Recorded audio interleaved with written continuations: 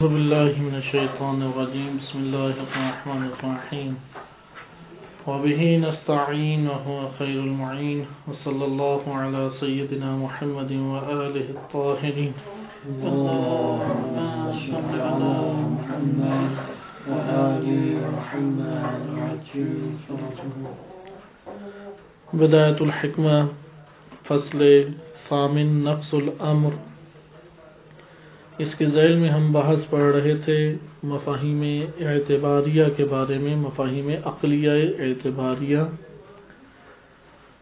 گزشتہ درس میں آپ کی خدمت میں نظریہ تجرید و انتزاع اشارتاً بیان کیا گیا تھا، اور آج انشاءاللہ العزیز بہتر طور پہ ہم اسے پڑھیں گے، اور اس کے بعد ہم اپنی بحث میں واپس لوٹ آئیں گے کہ نقص الامر کسے کہتے ہیں؟ الثبوت العام الشامل للوجود و ماہیہ و مفاہیم اعتباریہ. ان کا ہمیں اصل فائدہ کہاں حاصل ہوتا ہے؟ مختلف ابحاث میں فائدہ حاصل ہوتا ہے.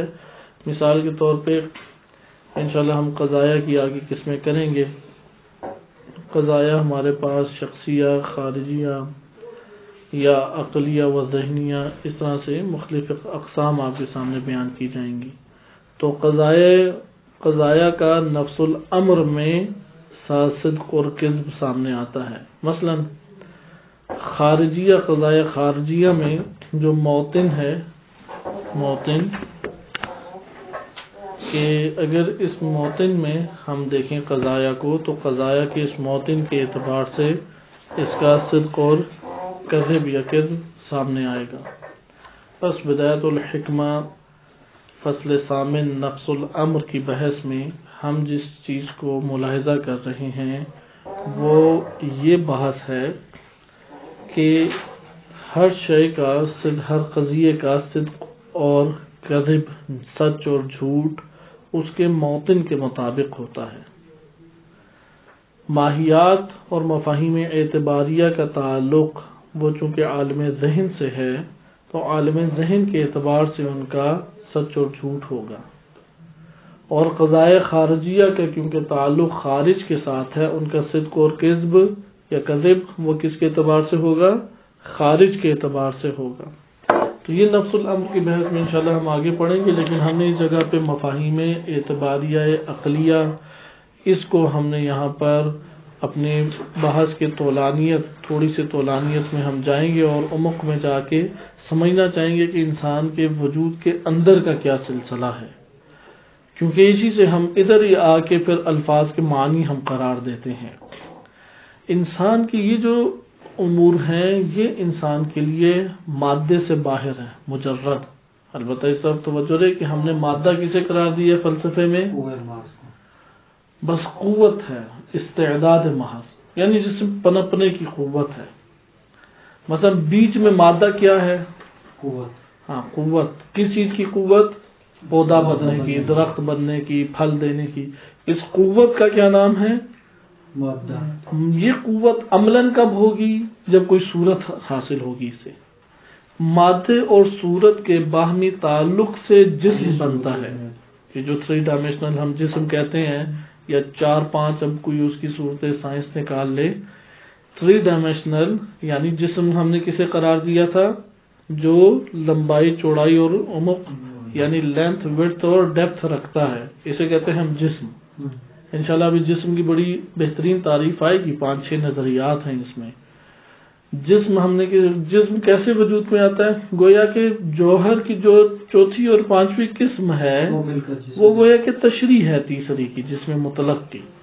البتہ یہ علماء نے لکھا ہے کہ یہ جواہر کی یہ سب سے بالا اقسام ہے. نیچے کی اقسام کے احکامات اپنے ہیں، یہ سب سے بالا اقسام. مثلا ایک جسم مطلق کئی چیزوں میں تقسیم ہو جائے، مثلا جسم فزیکی ہے، جسم طبی ہے یعنی جسم انسانی ہے، جسم مثلا کیمسٹری سے تعلق رکھنے والا ہے، یا جسم، یہ ایک نوع اقسام. جیسے معدود عدد ہے مجرد، لیکن ہم جن چیزوں کو گنتے ہیں وہ ہمیشہ جسم کی صورت میں ہوتی ہیں. اس لیے اللہ تعالیٰ چونکہ جسم ہے ہی نہیں، تو اس کے لیے وہ والا عدد بھی ایک کا نہیں ہے کہ جو ہمارے ذہن میں نصف سے مل کے ایک بنتا ہے. تو یہ انشاءاللہ آپ کے سامنے آئیں گی. اس لیے علمی دنیا بند ہوتی ہے اصطلاحات میں. جو اصطلاح کو صحیح نہیں سمجھتا وہ اشتباہ کا شکار ہوتا ہے، اور بڑے بڑے علماء اس طور پہ ہوئے ہیں شکار. یعنی ایسا نہیں ہو سکتا ہم ہر مرحلے میں کاملاً بچ جائیں، ایسا بھی نہیں ہے. لیکن وقلاء میں جو اختلاف وارد ہوتا ہے وہ کس اشتباہ کی وجہ سے ہے؟ اصطلاح کو صحیح نہ سمجھنے کی وجہ سے، یا مشابہت بعض چیزوں کی اس میں صحیح درک نہ کرنے کی وجہ سے کہ صحیح چیز کیا تھی. خلاصہ کلام ہم آگے آئیں. ابھی ہم نے یہ دیکھا کہ یہاں پہ نفس الامر کا معنی سمجھنا بہت ضروری ہو جاتا ہے. بعض مثالیں آخر میں دی جائیں گی، لیکن اس جگہ پہ ہم پہلے عالم ذہن کو سمجھیں. یعنی انسان کے وجود جو مجرد عن المادہ ہے، یعنی مادے سے مراد یہ والی چیزیں میٹر وغیرہ ہٹا کے جسم نہیں ہے. ایک تو ہمارا جسم ہے نا، 3 ڈائمینشنل جسم ہے ہمارا بھی، صحیح. اس کو ہٹا کے ایک ذات ہے ہماری. اسی ذات کو آپ نفس بھی کہتے ہیں. البتہ یہ نفس ہمارے لیے مختلف جہات رکھتا ہے. روح بھی اسے کہتے ہیں، جسے کہتے ہیں یہ مجرد ہے، مجرد عن المادہ ہے. مجرد عن المادہ کیا ہے کہ یہ جسم والی صلاحیت نہیں پائی جاتی کہ نطفہ سے علقہ، علقہ سے مضغہ، مضغہ سے انسان، جس میں سوی بنے، جس میں سوی کے بعد بڑا چوڑا ہو اور پھر بوڑھا ہو. یہ جسم کے عوارض ہیں، نفس کے عوارض نہیں ہیں. یہ روح ان چیزوں سے آزاد ہے، روح ان چیزوں سے پاک ہے. لہذا روح کو اگر ہم مد نظر رکھیں، ہاں اس کی خصوصیات ہیں، علم ہے، جہالت ہے، ظلمتیں ہیں، کمالات ہیں، فضائل ہیں. یہ جسم جو ہے وہ تدبیر کرتا ہے بدن کی، جسے ہم نے یہ نفس جو ہے تدبیر کرتا ہے جسم کی. اس نفس کی ہم بات کر رہے ہیں.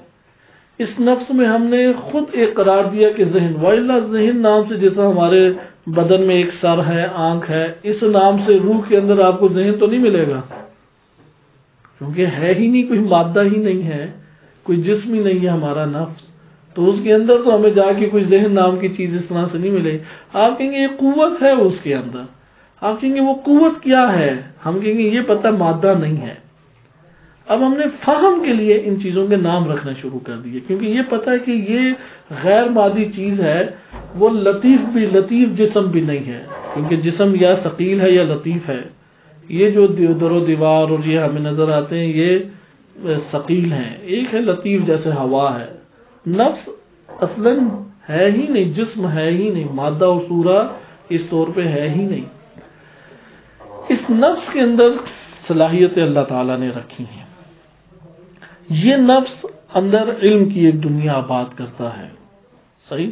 اب یہ جو علم ہے حسی ہوگا یا علم خیالی ہوگا یا علم عقلی ہوگا، یہ 3 مرتبے تو ضرور ہیں، صحیح. علم کیا ہے؟ یا حسی، یعنی آپ وہ جو ہم نے حواس کی پوری دنیا کو بند کیا، تو ہم اس پوری دنیا حواس کو 2 چیزوں میں بند کر لیتے ہیں. ایک نقطہ حواس ظاہرہ سے اٹھا لیتے ہیں، اس کا نام رکھ دیا ادراک حسی، اور ایک مرتبہ حواس باطنہ کا رکھ دیتے ہیں، اس کا نام رکھ دیا ہم نے ادراک خیالی، صحیح ہے، حصے خیالی یا قوت خیالیہ، اس کے یہ ہم نے اور ایک عقل قرار دے دیا. بس ادراک ٹوٹل کتنے قسم کے ہو گئے جو روح کو، لیکن روح کے بعد جو چیز حاصل ہوگی وہ مادہ اس میں ہوگا، وہ مادہ نہیں ہے، صحیح ہے، وہ غیر مادی بن کے ہمارے پاس آئے گا. یعنی حس جو ہمیں ادراک کر کے چیز عطا کرے گی وہ کیا ہے؟ اس کو آپ وزن نہیں کر سکتے، اس کے جسم والی خصوصیات نہیں ہیں، اس کی جسم والی خصوصیات نہیں ہے. جسم کی خصوصیات ہوتی ہیں نا، لمبا چوڑا اور گہرائی دیکھ سکتے ہیں آپ اپنے ذہن میں. ہمارے جو مثلا والدین ہیں ان کا تصور ہے، اب میں اسے لمبائی چوڑائی گہرائی میں دیکھ سکتا ہوں، وہ صورت ہے اس کی ایک، لیکن وہ جسمانی خواص اس طرح سے نہیں رکھتی جیسے ادھر جسمانی خاصیتیں پائی جاتی ہیں ہمیں معاشرے کے اندر، ہم دیکھتے ہیں اپنی اس دنیا میں. خلاصہ کلام، ادراک کتنی قسم کے ہمارے سامنے آ گئے. ایک ادراک ہو گیا حسی. ادراک کے حسی سے بحث کرتی ہے سائنس کی دنیا، وہ قوت خیال میں بھی نہیں پہنچتی. البتہ علامہ طباطبائی رحمۃ اللہ علیہ نے بعض کتابوں میں جو شبہات کے جوابات دیے ہیں اس میں یہ ذکر کیا ہے، کیونکہ سائنس کی دنیا 3 چیزوں کا نتیجہ ہے. فرض خود ہی کرتی ہے ایک چیز، صحیح ہے، فرض ایک کیا، فرض کرنے کے بعد البتہ یہ فرض بھی کاملاً خیالی نہیں ہے، جیسے ابھی میں بیٹھے بیٹھے فرض کروں کہ ادھر آغا 10 آغا مجاہد ہو گئے، اب ثابت کرنے لگوں، ایسا بھی نہیں ہے صحیح۔ وہ فرض کرتی ہے کسی علمی بنیاد پہ، جو ان کے پاس تحقیقات آئیں گی اس کی بنیاد پہ ایک فرض قائم کرتے ہیں۔ اچھا مثلا یہ سوراخ ہے، ادھر ایک چیزیں جا رہی ہیں، اب انہوں نے علمی طور پہ پہلے چند چیزیں ثابت کی ہوئی ہیں، اب وہ کہتے ہیں کہ اس سوراخ کے بارے میں کتنے احتمال ہو سکتے ہیں، مثلا 10 ہو سکتے ہیں، 10 میں قریب ترین کون سا ہے، ایسا کرتے کرتے کرتے ایک کو لے لیں گے۔ اب جو ایک کو لیا ہے اس کے اوپر کیا کریں گے، اس کے بارے میں ایک مثلا آبزرویشن ہے ان کی، آبزرو کریں گے کیا ہے، کہ پھر ایکسپیریمنٹ سے ثابت کریں گے۔ سائنس اسی چیز کا مجموعہ ہے، اس سے سائنس کہتی ہے کہ جو چیز آبزرویشن میں اور ایکسپیریمنٹ کے دائرے میں آ جائے وہ سائنس ہے، ولا سائنس نہیں ہے۔ پھر ان کا ایک دعویٰ بہت بڑا ہے سائنس کا، جو اسے نہیں کرنا چاہیے، وہ دعویٰ یہ ہے کہ صرف وہ چیزیں حقیقت رکھتی ہیں یا وجود رکھتی ہیں جو آبزرویشن میں آ جائیں، یعنی انسان کے حواس کے دائرے میں آ جائیں اور ایکسپیریمنٹ سے ثابت ہو جائیں۔ یہ ایک عمومی تعریف سائنس کی جاتی ہے، اس کے بعد مختلف اس کے شعبہ جات ہیں، حتیٰ کہ پولیٹیکل سائنس، اس میں یہ بحث موجود ہے اسے سائنس کیوں کہتے ہیں، کیونکہ سائنس تو ان 3 چیزوں کا نام ہے، ایک نظریہ ہے، پھر اس نظریے کو آبزرو کرنا ہے، مشاہدہ کریں، پھر اس کے بعد آپ ایکسپیریمنٹ کریں۔ تو کہاں ہے آپ کے پاس لیبارٹری؟ اب وہ تعویلات کرتے ہیں کہ یہ تینوں چیزیں پوری ہوتی ہیں۔ علم سیاسیات میں بھی ایک نظریہ آتا ہے، اس کی آبزرویشن کے لیے ہم نے رکھا ہوا ہے معاشرہ، اور اس کا ایکسپیریمنٹ کی لیبارٹری کا نام ہے ماضی۔ ماضی میں ہمارے سامنے وہ واقعات وہ نما ہوئے ہیں۔ بہرحال خلاصہ کلام، علامہ طباطبائی رحمۃ اللہ علیہ کہتے ہیں اس طور پہ ہمارے ہاں سائنسی جتنے بھی دعوے ہیں وہ ہمارے لیے یقین تک نہیں پہنچاتے، خود سائنسدانوں کو بھی یقین تک نہیں پہنچاتے، لیکن بعض تو یقین تک پہنچاتے ہیں۔ یہ سوال علامہ طباطبائی سے کیا کہ پھر بعض کیسے یقین کے دائرے میں آ جاتے ہیں، تو انہوں نے کہا کہ ہر وہ ایکسپیریمنٹ کہ جو انسان کو یقین کے دائرے میں لے کے آ جائے اس کے پیچھے عقل کا استعمال ہے۔ وہ میتھمیٹکس کی وجہ سے وہ ادھر عقل تک پہنچے ہیں، اور عقل میتھمیٹکس ایک عقلی علم ہے، لہذا اس وہ ایکسپیریمنٹ کی وجہ سے نہیں یقین تک پہنچا، وہ آبزرویشن کی وجہ سے نہیں پہنچا، وہ در حقیقت اس نے اپنے ذہن میں جو حساب کتاب پورا کیا ہے اور یقین کر لیا کہ یار 2 + 2 4 ہے، یہ ہو ہی نہیں سکتا 4 نہ ہو، اس کی بنیاد کے اوپر وہ یقین انہیں حاصل ہوتا ہے، وہ والے قضایا اسلام بھی دین اسلام قبول کرتا ہے۔ لیکن جو صرف اور صرف ایک مفروضے کی حد تک ہوں، ایک احتمال کی حد تک ہوں، اس کے اوپر اسلام نتیجہ نہیں دیتا۔ یہی وجہ ہے DNA کے ذریعے سے حدیں جاری نہیں ہو سکتی، زنا کی حد DNA کے ذریعے سے جاری نہیں ہوتی، نجاست طہارت کے احکام وہ لیبارٹری ٹیسٹ کے ذریعے سے نہیں معلوم ہو سکتے، کیونکہ دین اسلام نے لیبارٹری ٹیسٹ کے مرحلے کے لیے تھوڑی رکھے ہیں، انسانیت کو مشقت میں ڈال دیں، وہ اس کی جلد کاٹیں تب جا کے ایک نجس قطرہ باہر آئے۔ اتنا ایسا تو نہیں دین اسلام نے امور اعتباری چیزوں کو اعتباری رکھا، دین اسلام نے حقیقی چیزوں کو حقیقت کی نگاہ سے دیکھنا اور یقین اور ایمان اس کے اوپر قائم کرنے کا حکم دیا۔ آئے اب ہم ان چیزوں کو ملاحظہ کرتے ہیں کہ آپ نے ملاحظہ کیا کہ یہ عقلی چیزیں کچھ چھوٹی چیزیں نہیں ہیں۔ ایسا نہیں ہے کہ سائنس عقلیات سے باہر ہے، نہیں، سائنس میں جہاں عقلیات ہے وہاں پہ تائید موجود ہے اسلام کی۔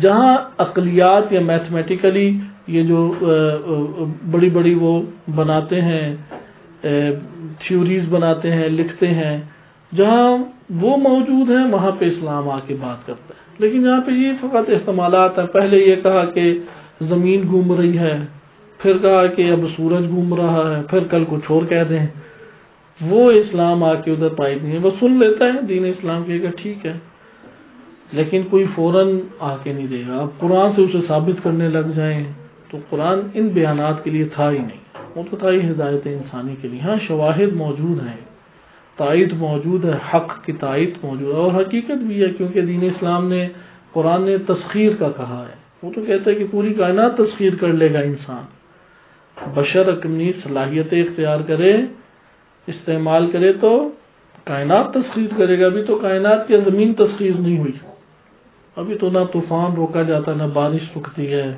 نہ ہوائیں رکتے ہیں، نہ سمندروں کے رخ پھیرے جاتے ہیں، کر لیں گے انسان کر لے گا یہ بات ہے، پورا سمندر اس کی مٹھی میں.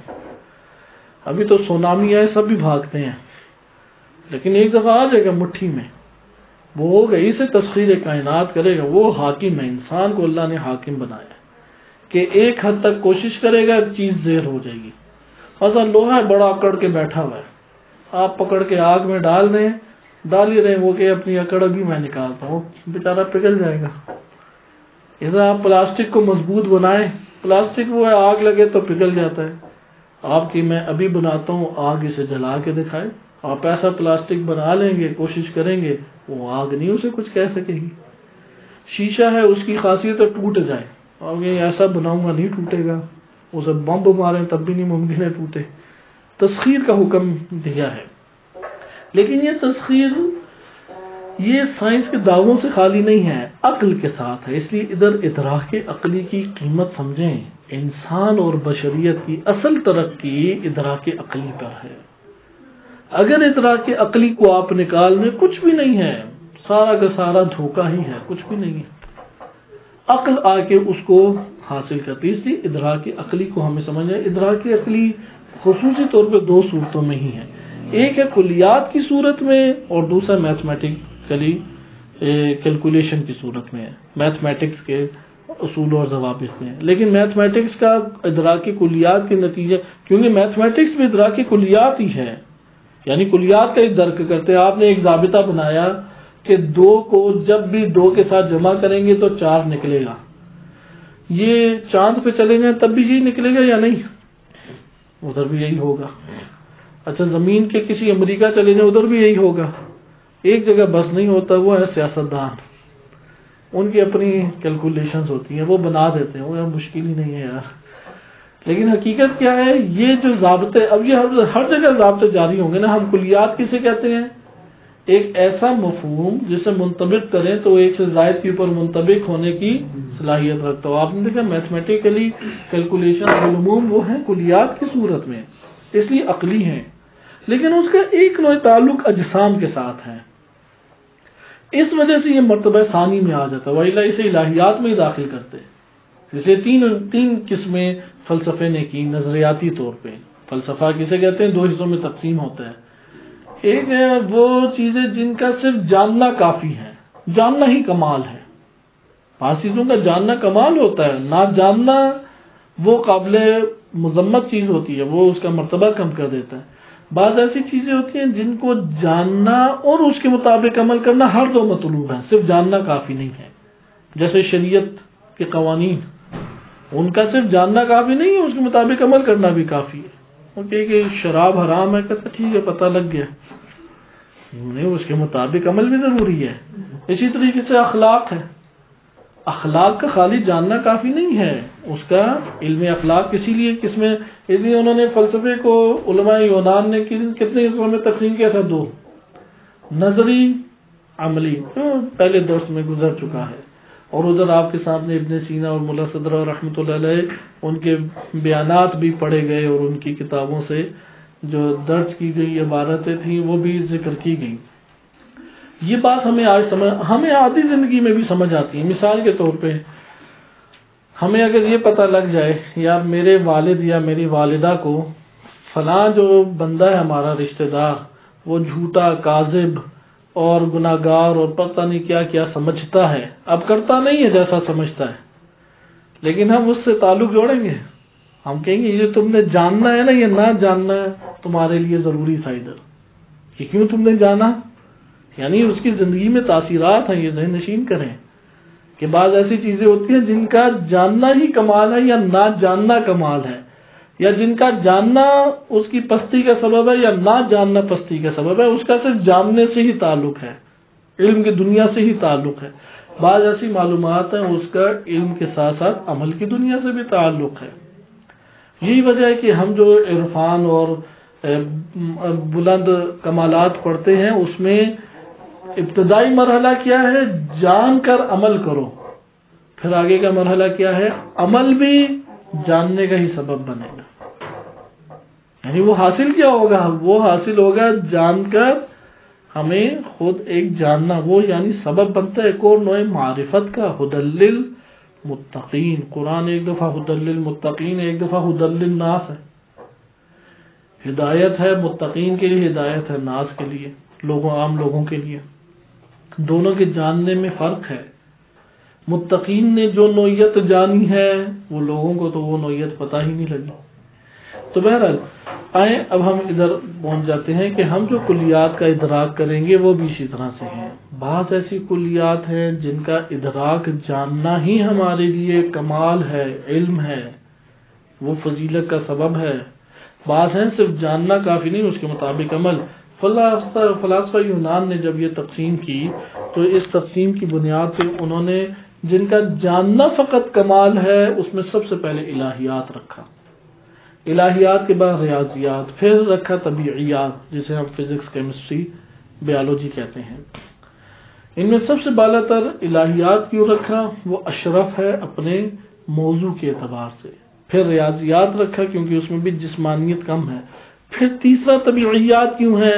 کیونکہ وہ کل کا کل جسم سے تعلق رکھتا ہے.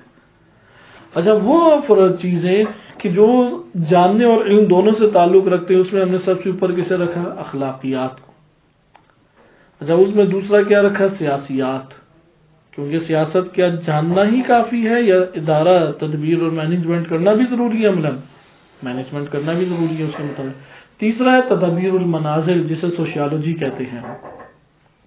سوشیالوجی گھر آباد کیسے ہوتے ہیں، کیسے نقصان سے بچا جائے اور کیا مسائل پیش آتے ہیں، ان کا حل کیا ہے، اس کا جاننے کے علاوہ پریکٹیکل بھی ضروری ہے. ہم آئے اپنے ادراک عقلی کی طرف. ہم بعد میں فلسفہ مختص ہو گیا الہیات سے، اس سے ریاضیات بھی نکل گئی، وہ سائنس طبیعیات یعنی وہ سائنس کی دنیا بھی نکل گئی. اب اس کے ذیل میں کئی طبیعیات کے ذیل میں جسم کی تقسیمیں پھر کی گئی، جس میں انسانی ہے، جس میں فزیکی ہے، جس میں مثلا اس کی خاصیتیں ایک دفعہ کیمسٹری میں پڑھی جاتی ہیں، ایک دفعہ فزکس میں. ایسا طبیعیات کی قسمیں در قسمیں نکلیں. وہ آہستہ آہستہ ایک اسلامی علوم کے دائرے سے نکل کے دنیاوی علوم شمار ہونے لگ گئے. حقیقت میں ہے اسلامی علوم ہی، سائنس بھی اسلامی علوم میں سے اس طور پہ شمار ہوتی ہے. اور ان کا تعلق کس سے تھا؟ الہیات سے، سب علوم کا، کیونکہ یہ سب بات میں ہے. الہیات پلس ریاضیات، الہیات پلس طبیعیات، الہیات پلس سیاسیات، الہیات پلس اخلاقیات و سوشیالوجی. جب الہیات سے توڑا تو سب الحاد کا سبب بنے. ریاضیات سے بھی ملحد بنے، طبیعیات سے بھی ملحد بنے. اچھا اخلاقیات سے سب کے سب میں انحراف آیا، کیونکہ الہیات اصل ہے ان سب میں. وہ ایک روح کی طرح ان سب میں موجود رہے گی، ان سب کے سب موضوعات میں، تب ان کے اندر زندگی اور جان ہے. آئے اب ہم دیکھتے ہیں ادراک کی دنیا کو. کیا ہم نے دیکھا کہ ادراکات کا کتنا گہرا تعلق، اسے کہتے ہیں معرفت شناسی. اب معرفت شناسی کے اوپر جو گفتگو ہے وہ مثال کے طور پر میرے سامنے جو کتاب پڑھی ہے اس میں شیخ مطہری رحمۃ اللہ علیہ نے دیکھیں کس طرح سے گفتگو پیش کی ہے. نظریہ انہوں نے ہیگل کا بتایا. اس نے کیا مثلا نظریہ تو لوک معروف گزرا ہے فلسفی اور مادیین، جمیع المادیین، وہ یہ کہتے ہیں ادراک حصی بس ادراک ہے، بلکہ یہ سب خیال ہے، حقیقت نہیں رکھتا. پھر ڈیوڈ ہیوم آیا، اس کے بعد کانٹ آیا، پھر اس کے بعد ہیگل کا نظریہ، اس کے بعد ابن سینا کا نظریہ. ہیگل کے نظریے ان سب کو نقد بھی کیا. ابھی ہم کیونکہ فلسفہ غربی نہیں پڑھنا، مقصود بھی نہیں ہے ابھی. اور کیا ہے پھر نظریہ فلاسفہ اسلامیین آئے، کیونکہ شیخ مطہری رحمۃ اللہ علیہ نے اس دائرے تک بحث کی ہے جو ان تک معلومات پہنچی. وَإِلَّا فیلسوف غرب کے ابھی بھرے پڑے ہیں اور عجیب و غریب ان کے نظریات ہیں کہ آج کل ایک پورا شعبہ بن گیا ہے. فلسفہ غربی کے عنوان سے اسے پڑھتے ہیں اور نقد کرتے ہیں. اچھا آگے آئے آپ ابن سینا کا نظریہ. پھر نظریہ ہے ملا صدرہ رحمۃ اللہ علیہ کا. ابن سینا، خواجہ طوسی، علامہ ہلی، یہ سارے ایک ہی مجموعے میں ہیں، سب کا ایک ہی نظریہ. ادھر سے ملا صدرہ نے نظریہ انتزاع پیش کیا. نظریہ انتزاع کیا ہے 3 ادراکات ہیں. نظریہ جو ملا صدرہ کا نظریہ انتزاع ہے اسے صحیح طرح سے آپ سمجھیں. ہمارے پاس کتنے ادراکات ہیں؟ 3. اصل تو کائنات میں امور عینیہ و وجودات خارجیہ ہیں. یہ ساری کی ساری چیزیں کیا ہیں؟ یہ وجود ہے. وجود سے پہلا تعلق کس کا قائم ہوا؟ ادراک حسی کا، حواس کا. صحیح، پہلا تعلق. اب جب پہلا تعلق قائم ہوا تو ادراک حسی کے ذریعے سے جو ہمارے پاس ادراک یا مدرک یا تصور یا معنی پہنچا، کیونکہ جب حس ہم کرتے ہیں تو حس کیا کر لیتی ہے؟ فوراً کیچ کرتی ہے. ایک پکچر اس نے لے لی. پکچر اس لیے لفظ بولا جاتا ہے جیسا کیمرہ نہیں تصویر کھینچتا، وہ بعینہ ہی بتاتا ہے نا. اسی طریقے سے ادراک حس حواس، ہم یہ پہلے پڑھ چکے ہیں دروس میں. سوال، حواس خیانت کرتے ہیں اور غلط بتاتے ہیں یا نہیں؟ ہم کبھی بھی غلط نہیں بتاتے. اللہ تعالیٰ نے حواس خمسہ، حواس کو نام دیا گیا ہے. یہ جو درس خارج فلسفے کے ہیں ان میں یہ معلومات لکھی ہوئی ہیں، نیٹ پہ موجود ہیں. اگر آپ فارسی انشاءاللہ تعالیٰ مضبوط سمجھیں اور اس کے بعد دقت کریں تو بڑی پیاری معلومات اس وقت موجود ہے. اس وقت علم کو اس طرح سے پھیلا دیا گیا ہے کہ ایک بندہ اگر علم کی گہرائی میں پہنچنا چاہے وہ زحمت اور کوشش سے پہنچ سکتا ہے. حواس کیا ہیں؟ حواس کو کہتے ہیں جاسوس. کس کے جاسوس ہیں؟ نفس کے جاسوس. اب آپ نے انہیں کیا پتا وہ وہاں پہ باتیں کر رہے ہیں، آپ نے اپنے حصے سماعت جاسوس بھیج دی ہے. آپ یوں کر کے بیٹھے ہوئے ہیں کہ یار آپ تو کہیں اور دیکھ رہے ہیں یا سو رہے ہیں، لیکن آپ کا جاسوس آپ کو خبریں دے رہا ہے. ایسا ہے یا نہیں؟ آپ کے جاسوس نے آپ کو خبر دے دی. اب اسی طریقے سے آپ نے ایک چھوٹا سا سوراخ بنایا. اب آپ کا وجود جو ہے لوگوں کے سامنے ادھر ہے موجود، یا آپ نے پاؤں میں شیشہ لگایا، پیچھے کون ہے دیکھنے کے لیے نا. تو دیکھنے میں پیچھے والے کو لگ رہا ہے آپ تو سیدھا چلے جا رہے ہیں، نظر جھکا کے بڑا شریف اور ایک بہترین انسان ہے. آپ نے اپنی آنکھوں کے جاسوس کو بھیجا کہ سامنے سے دیکھ کے پیچھے والے کی خبر دو. وہ خبر دے گا یعنی بڑی امانت داری کے ساتھ. تو اس لیے حواس کا نام کیا رکھا ہے؟ جواسیس ہیں، یہ جاسوس ہیں. جیسے انسپیکٹر نہیں بھیجتا تھانے سے. آپ سمجھے نفس ایک تھانہ ہے، تھانہ، اس میں انسپیکٹر ہے عقل. عقل کیا ہے؟ ایک انسپیکٹر بنی ہوئی ہے. اور بقیہ ایسے یہ پولیس والے ہیں، الٹی سیدھی ساری خبریں دے دیتے ہیں.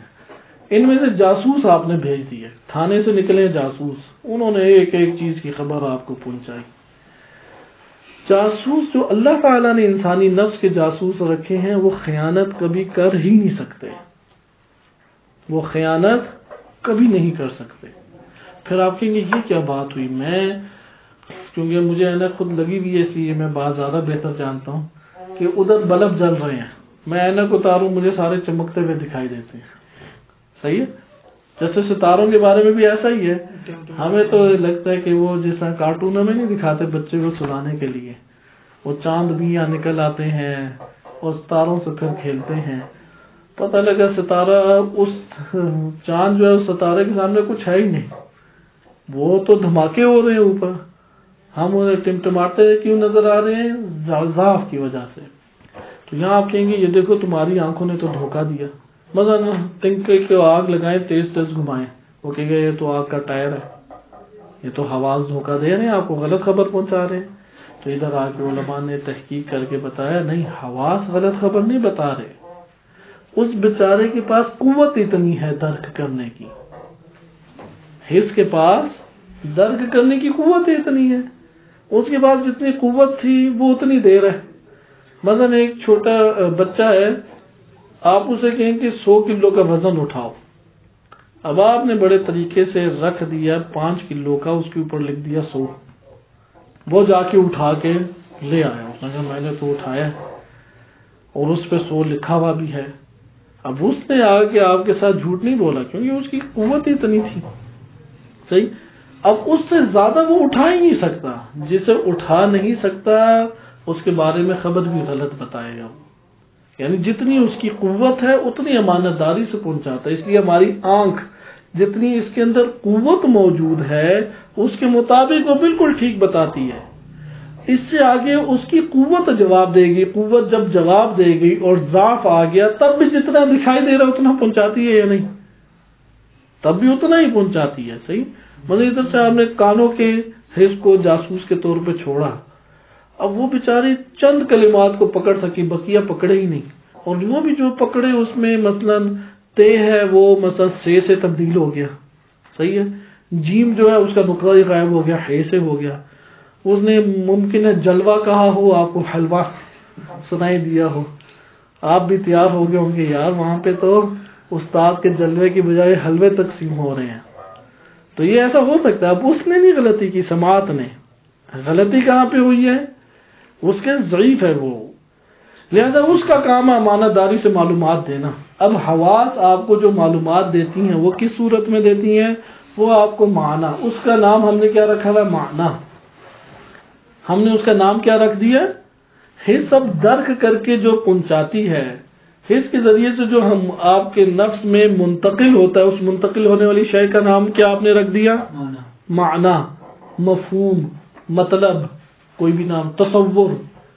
تصور بھی کہہ سکتے ہیں ہم. صحیح. مختلف نام، معنی، مفہوم، تصور، سب کچھ آپ اسے نام دے دیں. یہ کیا ہے؟ جو حس کے ذریعے سے مجھ تک پہنچا ہے. سوال یہاں پہ دقت کریں اور مسئلے کو حل بھی کرتے ہیں. جو آپ کو حس نے پہنچایا ہے وہ باہر موجود ہے اپنی جگہ پہ یا نہیں؟ لیکن جو آپ تک پہنچا وہ بھی وہی ہے یا نہیں؟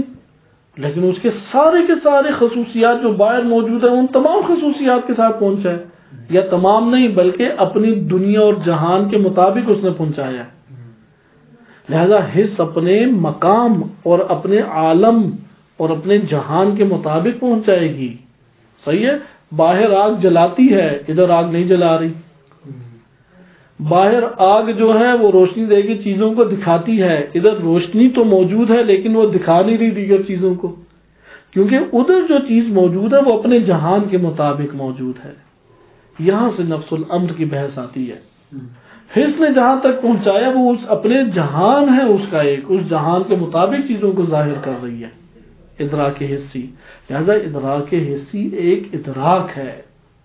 حس ایک، یعنی میرا مطلب گلاس سے یہ جو تعلق قائم ہوا ہے، یہ تعلق قائم ہونا، اس میں گلاس اپنی جگہ اپنی خصوصیات کے ساتھ اس جہان میں موجود ہے، لیکن میرے حواس نے اسی گلاس کو پہنچا دیا ہے اس جہان حسی کے عالم میں رہتے ہوئے، اس جہان حسی کی خصوصیات کے ساتھ پہنچا دیا ہے.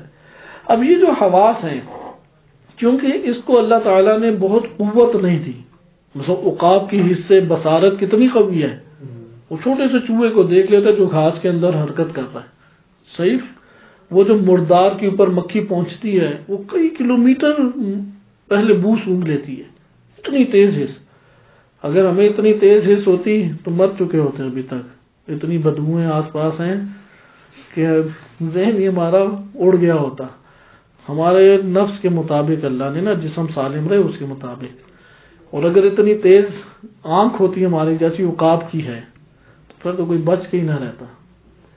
اسی طرح حواس ہمارے کمزور ہیں، اس لیے حواس ہمیں صحیح غلط ساری رپورٹیں دے دیتے ہیں. اب جس کے پاس انسپیکٹر عقل جو ہے وہ ضعیف ہے، وہ تو مشقت میں اپنے آپ کو ڈالے گا ہی ڈالے گا. اس نے ہر قسم کی خبر پہ اگر یقین، آج ہم ہر قسم کی خبر پہ یقین کرنے لگ جائیں. مثلا گھر کے مسئلے کی ایک مثال دیتا ہوں. آپ کہیں جو میری والدہ کہہ رہی ہے وہ بھی ٹھیک ہے، جو میری بیگم کہہ رہی ہے وہ بھی ٹھیک ہے، پھر کیا کریں گے؟ پھر اپنے آپ کو بندہ مار دے گا. وہ بھی ٹھیک ہے، یہ بھی ٹھیک ہے، فلاں بھی ٹھیک ہے، تو میں کیا کروں؟ آپ کہیں گے نہیں حواس سارے کی ساری خبریں ٹھیک نہیں ہو سکتی ہیں. کیسے ہے؟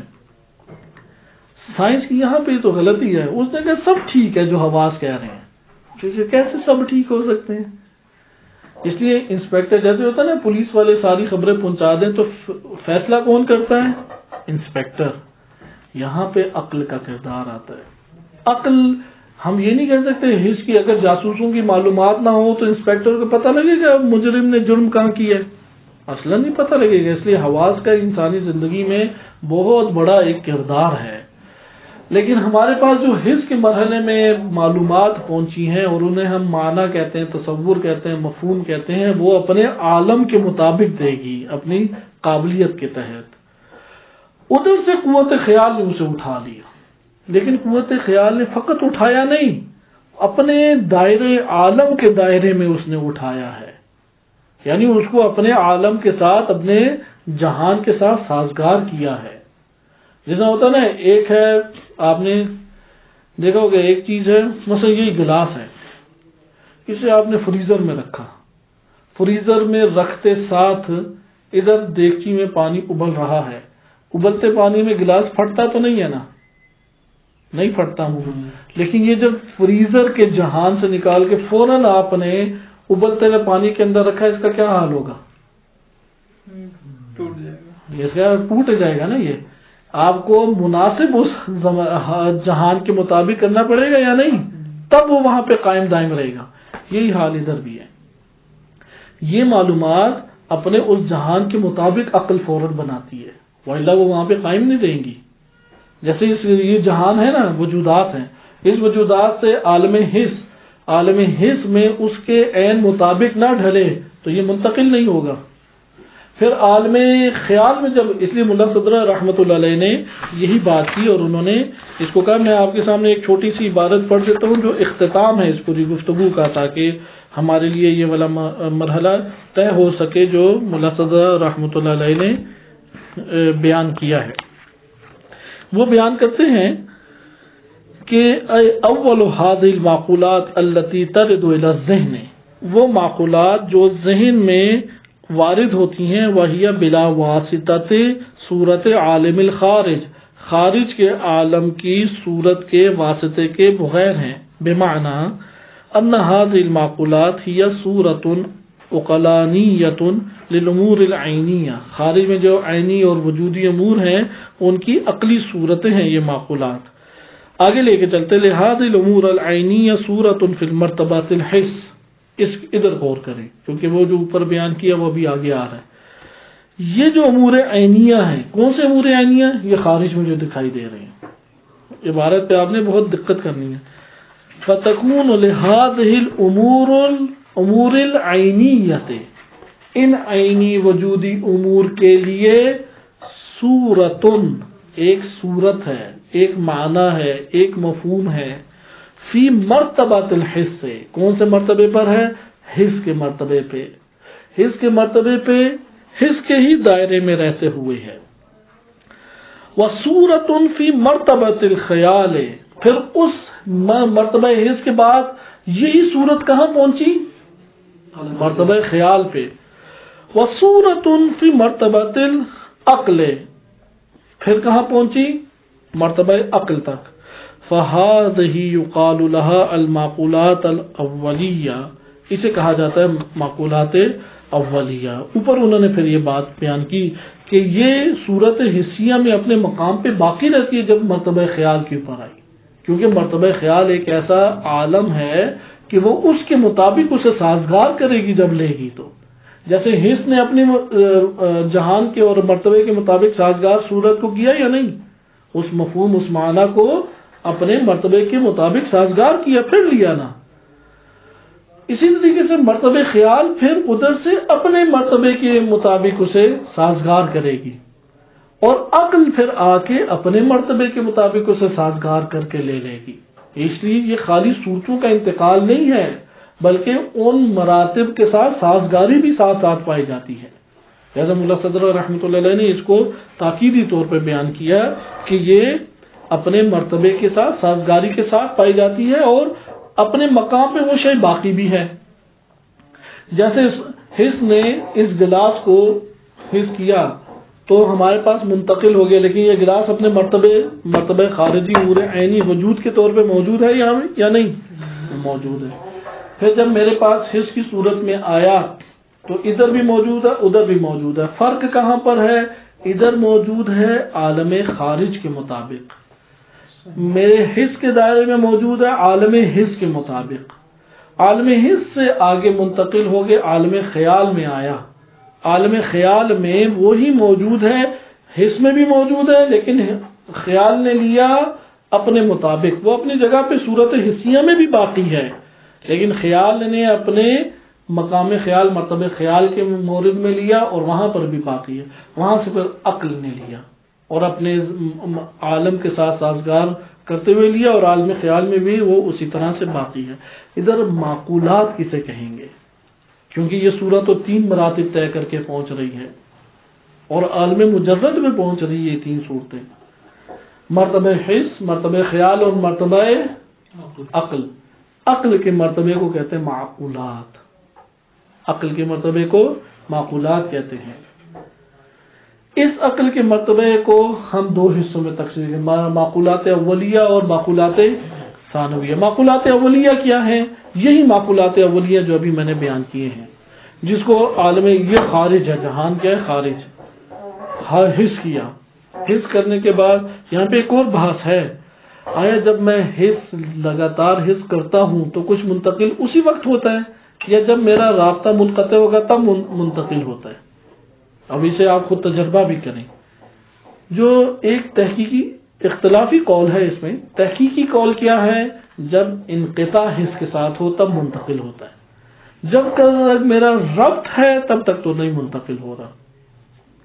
یعنی صورت میرے پاس کب بنتی ہے؟ جب انقطاع ہو جائے، جب انقطاع ہوتا ہے تو صورت حاصل ہوتی ہے۔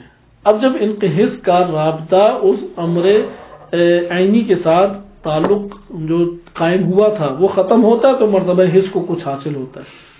اب جب یہ مرتبہ حس کو حاصل ہوا ہے تو اس نے ترقی کی اور مرتبہ خیال تک پہنچا، مرتبہ خیال سے پہنچ کے مرتبہ عقل پہ آئے۔ یہ جو اول مرتبہ عقل پہ آئے اسے کیا کہتے ہیں؟ معقولات اولیہ۔ یہاں پہ یہ کلی صورت میں حاصل ہوتا ہے۔ اب آگے ہم دیکھتے ہیں، اس لیے انہوں نے کہا فَفَلَاسِفَتُنَا إِذًا يَقُولُونَ أَوَّلُ مَعْقُولَاتِنَا، ہم جو اول معقول کرتے ہیں، عقل کے دائرے میں لاتے ہیں، وہ ہے معقولات اولیہ۔ اس کی خصوصیات کیا ہیں؟ نمبر 1، معقولات اولیہ کی یہ آپ خصوصیات سے فرق جان سکیں گے۔ معقولات اولیہ کی پہلی خصوصیت یہ ہے کہ المسبوق بالمحسوسات، یہ معقول بننے سے پہلے محسوسات کے دائرے میں رہ چکا ہے، کیونکہ خیالی کو بھی ہم نے حصی کہا ہے لیکن چند خصوصیات کے اعتبار سے، صحیح ہے؟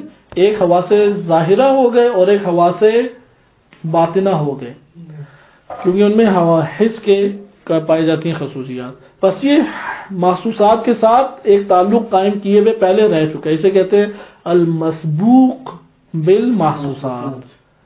یہ جو ابھی میں نے معقول لیا ہے یہ پہلے حس کے عالم میں رہ چکا ہے، یہ پہلی خصوصیت۔ دوسری خصوصیت کہ یہ حس میں جب آیا تو تب جزئی تھا، حس کے دائرے سے نکل کے یہ کلی بنا ہے، یعنی حس کے دائرے میں تھا تو ایک کے اوپر منطبق ہوتا تھا، ایک سے زائد کے اوپر منطبق نہیں ہوتا۔ جب یہ کلی بنا تو ایک سے زائد کے اوپر منطبق ہوتا ہے۔ اچھا، تیسری خصوصیت، جب میں اس کو منطبق کرنا چاہوں مفہوم کلی کو تو وہ براہ راست خارج کے اوپر منطبق ہوتا ہے۔ مثال کے طور پہ میں افراد مختلف دیکھتا ہوں، انسان نے اپنی زندگی میں بہت سارے افراد دیکھے، ادھر آپ کو ماہیات کا پتہ لگ جائے گا۔ ہم جسے ماہیات کہتے ہیں وہ کیا ہیں؟ معقولات اولیہ۔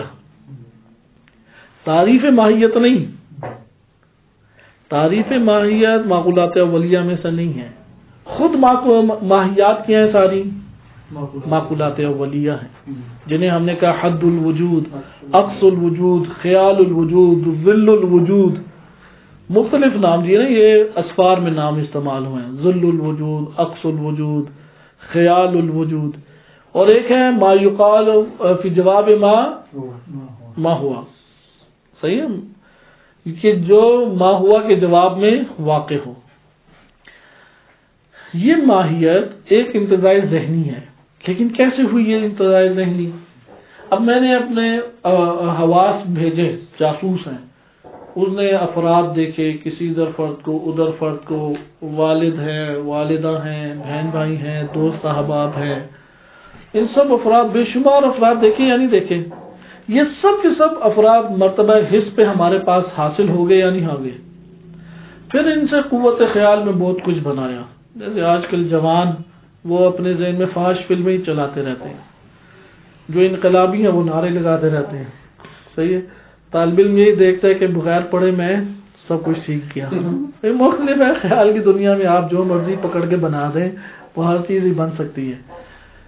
عالم خیال سے اب عقل سے آپ نے کام لیا. آپ نے کہا یار میں نے حیوان بھی بڑے دیکھے، انسان بھی دیکھے. حیوان بھی کھاتا ہے، یہ بھی کھاتے ہیں سارے.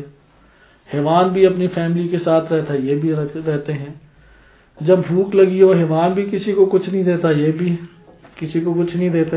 صحیح ہے، خود ہی کھا جاتے ہیں سارا، پوچھتا ہی نہیں ہے. اب یہ آپ نے ساری کی ساری چیزیں ملاحظہ کی. پھر آپ نے اور دقت کی. آپ نے کہا یہ سارے افراد یہ پڑھتے بھی ہیں.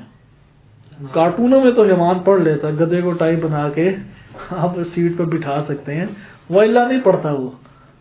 اچھا آپ نے ایک اور چیز دیکھا کہ یہ سارے کے سارے افراد یہ عقل سے سوچتے بھی ہیں، یہ جان بھی لیتے ہیں بہت ساری چیزوں کو. صحیح. تو ادھر آپ نے دیکھا وہ جو حیوان کام کرتے ہیں ان سب میں تو یہ شریک ہیں ہی ہیں، لیکن ایک اور ایسی صفت ہے جس میں حیوان انجام نہیں دیتے، یہ انجام دے لیتے ہیں. وہ مثال کے طور پہ عقل سے کام لینا ہے. اب آپ نے کہا کوئی پوچھے کہ انسان بتاؤ، کہیں گے نہیں 2 ٹانگوں میں تو وہ چمپینزی بھی چل لیتا ہے، گوریلا بھی چل لیتا ہے.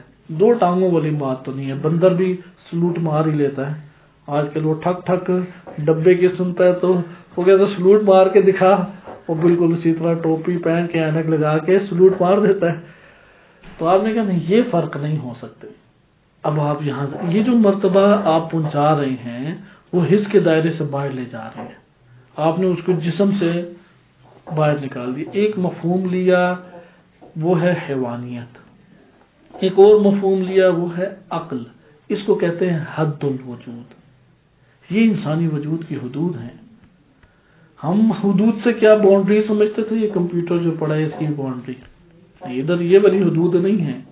یہ اب جو حد بنا کے آپ مفہوم انسان کے لیے اس کے لیے کر رہے ہیں، یہ مفہوم انسان کیا ہے، یہ ماہیت ہے، یہ معقولات اولی ہے. واضح یہ بات. لہذا جو بھی ہمیں تصور فوراً حاصل ہوتا ہے وہ معقولات نہیں ہوتا. اس لیے میں آپ کے سامنے چند سوالات اب پڑھ کے سناتا ہوں جو شیخ مطہری رحمۃ اللہ علیہ سے کیے گئے. انہوں نے سوال، کیونکہ جو سوال شیخ مطہری سے کیے گئے ہیں وہ بڑے ہی خوبصورت ہیں، اس سے سمجھ آ جاتے. یونیورسٹی میں یہ انہوں نے پڑھائی، جو یہ کتاب ہے یونیورسٹی میں انہوں نے بدایت الحکمہ سے ہٹ کے ابھی ہم یہ دیکھ رہے ہیں. ادھر اب سوال دیکھیں. وہ سوال یہ کیا کہ لفظ معقولات لیس صحیحا تماما، یہ تو تمام طور پہ صحیح لفظ نہیں ہے. استاد یعنی شیخ مطہری کہتے ہیں کہ قد عرفنا معنی المعقولات اے فی مرتبات العقل، یعنی جو مرتبہ عقل کے اوپر ہو وہ بس معقولات ہے. وَإِلَّا محسوسات ہے. قوت خیال کو کیا کہیں گے؟ محسوسات. جو ادراک حسی ہے اس سے پہلے وہ کہیں گے محسوسات. ہم نے اس مرتبے کا پہلی نام رکھ دیا کیونکہ اعتراض یہ کیا، وہ غربی تفکر کو پہلے سن چکے تھے دروس میں، تو انہوں نے کہا آپ نے جسے معقولات کہا ہے یہ ایک جامع لفظ نہیں ہے. تو شیخ مطہری نے انہیں جواب دیا کہ نہیں ایسی بات نہیں ہے، یہ معقولات ہم نے مرتبہ عقل کے لیے قرار دیا. فَإِنَّ بَحْثَنَا فِي مَعْرِفَةِ الْعَقْلِيَّةِ، معرفت عقلیہ میں ہماری بحث وہ وَلَا نَظَرَ لَنَا هُنَا إِلَى مَرْتَبَةِ الْحِسِّيَّةِ، ہم اصل میں مرتبہ حسی پہ توجہ ہی نہیں کر رہے. جب ہم معقولات کہتے ہیں تو اس سے ہماری مراد کیا ہے؟ اگرچہ حس سے حاصل ہوئے ہیں. وہ طلاب یہ کہنا چاہتے تھے آپ معقولات کہتے ہیں تو آپ اس سے حس سے تو بالا تر اسے لے رہے ہیں، جبکہ معقولات آئے کہاں سے ہیں؟ مرتبہ حسی سے. تو آپ پھر معقولات کا استعمال کر کے مرتبہ حسی بھی مراد لینا، یہ جامع صورت ہے. جامع صورت ایسی بنے گی یا نہیں؟ یعنی میں معقولات کہہ کے 3 مرتبے مراد لے لوں، یہ جامع صورت ہے یا ایک مرتبہ مراد لینا جامع صورت ہے؟ تو انہوں نے طلاب نے یہ اعتراض کیا کہ آپ نے معقولات کہہ کے انصاف نہیں کیا، آپ نے معقولات کہہ کے صرف مرتبہ عقل مراد لے لیے، بقیہ تو چھوڑ دیے. تو انہوں نے کہا کہ در حقیقت جب ہم معقولات کہتے ہیں اس میں مراد یہ نہیں ہے کہ حس سے اس کا کوئی تعلق ہی نہیں تھا. نہیں، ہم یہ اعتراف کرتے ہیں کہ حس سے ہی ترقی کر کے یہ پہنچا ہے، لیکن ہماری نظر اصل میں لا نظر الی، ہماری اصلا نظر نہیں ہوتی الی المرتبات الحسیہ و مرتبات الخیالیہ، واللتان ہما لیستا الا مرحلہ مقدمہ لبحث المعرفہ العقلیہ، کیونکہ یہ 2 مرتبے، مرتبہ حس و مرتبہ خیال، یہ فقط اور فقط مقدمہ ہے کس کے لیے؟ ایک عقلی شے کو حاصل کرنے کے لیے. واضح ہوئی یہ بات. اسی طریقے سے انہوں نے آگے بڑی اور بھی خوبصورت بات کی. مثلا وہ سوال کرتے ہیں اس صورت میں ان ماہیتہ ہی منہا، کہ وہ تو اسی سے ماہیت ہماری بن جائے گی جو حصی چیزیں ہیں. تو ادھر جواب دیا لا ما دمت تملک صورت عن هذا القلم، کہ یہ اس قلم کی صورت کے جب تک آپ مالک ہیں فہذا لیس تصورا عقلیا. غور کریں ادھر یہ سوال ہے. اس نے بھلا ہم ماہیت کسے کہتے ہیں؟ بعض یہ سمجھتے ہیں ہم ماہیت کہتے ہیں صرف ان صورتوں کو. صحیح ہے، ہم نے ماہیت نام کس کا رکھا ہے؟ معقولات اولیہ کا نام ماہیت رکھا ہے. تو ادھر اس نے اعتراض کیا. جواب میں شہید مطہری کیا کہہ رہے ہیں؟ وہ یہ کہہ رہے ہیں کہ جب تک تم اس قلم کی، اس گلاس کی صورت کے مالک ہو، اس کمپیوٹر کی صورت کے مالک ہو، فہذا لیس تصورا عقلیا، یہ تو تصور عقلی نہیں ہے، بل ہوا تصور حسی، یہ تصور ہے، تصور حسی ہے. وَإِنَّمَا يُصِيرُ تَصَوُّرُكُمْ عَقْلِيًا، تم لوگوں کا فقط اس وقت تصور اور معنی مفہوم وہ عقلی بنے گا عندما تتعقلون القلم، جب تم قلم کو تعقل کرو گے. لا هذا القلم بخصوصه، نہ کہ اس گلاس یا قلم کو جسے حس کیا ہے، او ذاک القلم یا فلاں قلم کو. وحینئذ نقول له معقول، جب تم تعقل کرو گے اس وقت ہم کہیں گے کہ یہ قلم معقول بن گیا ہے. واضح یہ بات. اب یہ مرتبہ حسی یا خیالی کی پر جو اسے معقول نہیں کہہ سکتے. اس کے بعد آ جاتے ہیں معقولات ثانیہ منطقیہ. اس کا صرف ایک نقطہ پڑھ کے ہم آج کی بحث ختم کرتے ہیں کہ معقولات ثانیہ منطقیہ وہ معقولات اولیہ کے برعکس ہیں. برعکس کیا ہے؟ لم تؤخذ من الخارج. معقولات اولیہ کو ہم نے کہاں سے لیا تھا؟ خارج سے. صحیح، مرتبہ حس اور خیال سے گزارتے ہوئے. معقولات ثانوی، اب ہم حقیقت میں بھی یہ دیکھتے ہیں ہم لوگ جن چیزوں کے مالک بنتے ہیں وہ تو یہ حسی ہے، خیالی ہے یا معقولات اولیہ ہیں. ایسا ہی ہے نا. معقولات ثانویہ کہاں سے؟ وہ کہتے ہیں یہ جو معقولات اولیہ کا خزانہ ہے، جس نے یہ والا خزانہ جمع نہیں کیا نا، پھر تو آگے بحث ہی نہیں چلتی. جس نے معقولات اولیہ کا خزانہ جمع کر لیا اس میں وہ کہتے ہیں یہاں سے معقولات ثانویہ اٹھائے جاتے ہیں. کہاں سے اٹھائے جاتے ہیں؟ معقولات اولیہ سے یہ ثانویہ اٹھائے جاتے ہیں. یہ خارج سے نہیں اٹھائے جائیں گے. خارج سے اولیہ اٹھائے گئے، ثانویہ ادھر سے اٹھائے جائیں گے. اچھا، ثانویہ منطقیہ کیا ہے؟ دوسری ثانویہ منطقیہ اب ہم جیسے کہہ رہے ہیں ثانویہ منطقیہ، اس کے بارے میں انہوں نے کہا کہ یہ وہ عناصر ہیں جو ذہن میں یقیناً موجود ہیں انسان کے اور اس کی معرفت اشیاء کا سبب بھی بنتے ہیں، لیکن ان کی پہلی خصوصیت کیا ہے؟ معقولات ثانویہ منطقیہ کی، جنہیں منطقی قضایا کہتے ہیں، وہ خارج سے نہیں لیے گئے براہ راست، بلکہ کہاں سے لیے گئے؟ معقولات اولیہ سے. نمبر 2، ان کو جب ہم مصداق کے طور پہ منطبق کرنا چاہیں معقولات ثانویہ منطقیہ کو، وہ خارج میں منطبق نہیں ہو گے. مثلا ہم نے انسان مفہوم اٹھایا خارج سے، تو جب ہم نے اسے منطبق کرنا چاہا تو کہاں منطبق کیا ہم نے مفہوم انسان کو؟ مفہوم انسان ہم نے اٹھایا نا، تو کہاں پر منطبق کیا، کہاں پہ اپلائی کیا اسے؟ خارج میں جو افراد ہمیں گیا آغا فلاں انسان ہے، آغا انسان ہے، آغا انسان ہے، ادھر کیا نا. لیکن معقولات ثانویہ کو جب ہم نے حاصل کیا، اخذ کیا، انتزاع کیا، اب اس کو ہم نے منطبق کرنا ہے کسی چیز پہ، تو وہ کہاں منطبق ہوں گے؟ ذہن میں ہی منطبق ہوں گے، وہ خارج میں منطبق نہیں ہوتے. نمبر 3 سوال. اچھا، یہاں پہ ہم نے جو معقولات اولیہ پڑھے، معقولات جو قوت مرتبہ خیال ہے، ادھر مستقل طور پہ ایک تصور حاصل ہوا یا نہیں؟ اس سے پیچھے آنا ہے. مرتبہ حس پہ مستقل طور پہ ایک ہمیں صورت حاصل ہوئی یا نہیں؟ خارج میں بھی ہے اور مستقل طور پہ مرتبہ حس میں بھی ہے. نمبر 2، جب مرتبہ حس سے قوت خیال نے اٹھائی تو مرتبہ خیال کے پاس مستقل طور پہ آئی یا نہیں آئی؟ جب ہم عقل نے قوت خیال سے اٹھائی تو مستقل طور پہ عقل کے پاس وہ آئی یا نہیں آئی کلی صورت میں؟ سوال، جو ثانویہ منطقیہ ہیں یہ کیا مستقل طور پہ کوئی ہیں معقولات، مستقل طور پہ ان کے پاس کچھ نہیں ہے، یعنی معقولات اولیہ سے جدا کچھ نہیں ہے۔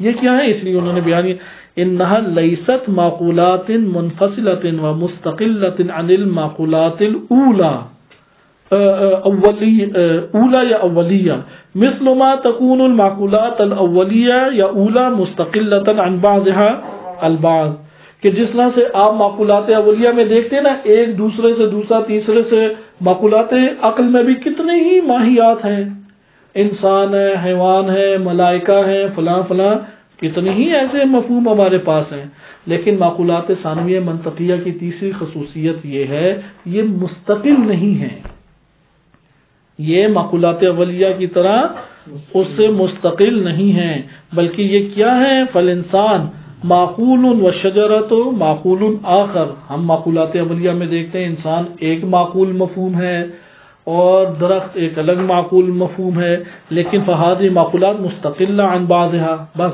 معقولات اولیہ میں جو ڈھیر جمع ہے معقولات کا اور مفاہیم کا، وہ ایک دوسرے سے جدا مستقل موجود ہے۔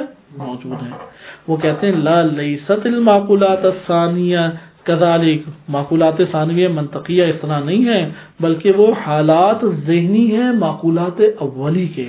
اس کو انشاءاللہ کل سمجھیں گے۔ کیا ہے معقولات ثانویہ منطقیہ؟ وہ احوال ہیں، اوصاف ہیں، کس کے؟ معقولات اولیہ کے اوصاف ہیں۔ معقولات ثانویہ منطقیہ کی پھر حقیقت کیا ہوئی کہ یہ اوصاف ہیں، احوال ہیں، عوارض ہیں، کس کے؟ معقولات اولیہ کی، ان کی پر عارض ہوتے ہیں، ان کے احوال ہیں، ان کے اوصاف ہیں۔ انشاءاللہ تعالیٰ بقیہ ہم کل پڑھیں گے۔ وصلی اللہ علی سیدنا محمد وآلہ الطاہرین۔